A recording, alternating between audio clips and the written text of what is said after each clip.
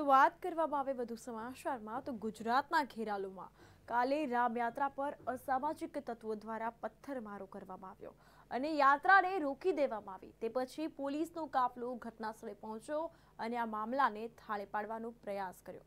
તો ગુજરાતના ખેરાલુની આ વાત કરવામાં આવે તો અસામાજિક તત્વો ફરી પગ પેસારો કરવામાં સફળ થયા હોય તેવું લાગી રહ્યું છે। દ્રશ્યો સામે આવ્યા છે જ્યારે અમારી ટીમ ત્યાં પહોંચી અને જોયું કે ત્યાં આજે બે દુકાનોને સળગાવીને આગને હવાલે કરી દેવામાં આવી છે। તો ક્યારે ખેરાલુનું જનજીવન પાટે આવશે તેવું અનેક સવાલ જે છે ચર્ચાઈ રહ્યા છે। રાબેતા મુજબ બજારો હાલ ખોલી દેવામાં આવ્યા છે।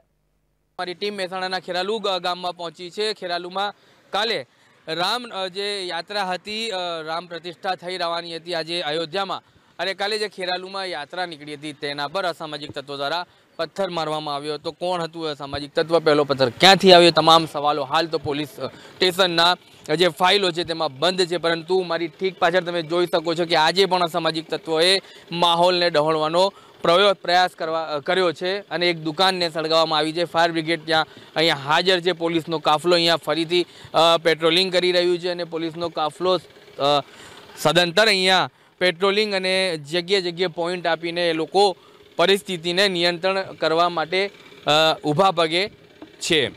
અહીંયા એસપી સહિત પીઆઈ સહિત પીએસઆઈ સહિત તમામ અધિકારીઓ પોતાના કાફલા સાથે હાજર છે। હાલ તેઓ ગામમાં ફરીથી પેટ્રોલિંગ દરમિયાન જઈ રહ્યા છે, કારણ કે પેટ્રોલિંગ કરવાનું એ જ છે કે માહોલને જે ડહોળવાનો પ્રયાસ કરવામાં આવે છે તેને કંટ્રોલ કરી લેવામાં આવે।